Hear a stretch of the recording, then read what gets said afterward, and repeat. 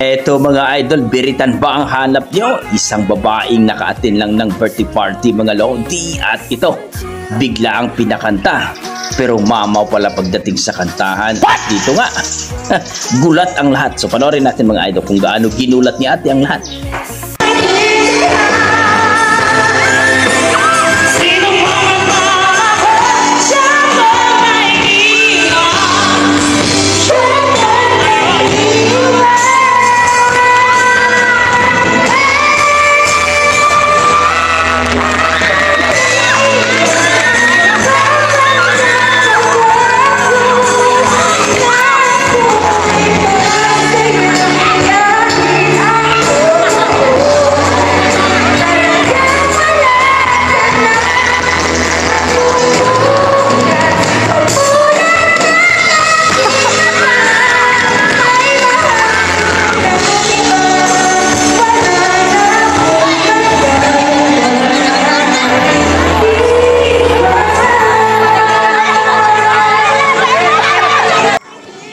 Grabe mga lodi.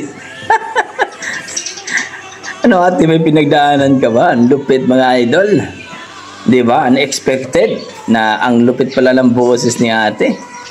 Marami nagkomento dito mga idol na malupit daw talaga. No?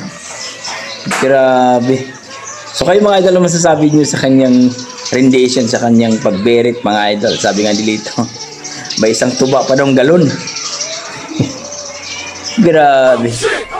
So, ano masasabi niyo dito mga idol? Please comment down below mga idol. At sana huwag yung kalimutan mag-like, subscribe, o pakipalo po ang Facebook page ni Bia Garay Albarasi mga idol sa kanyang video. Grabe.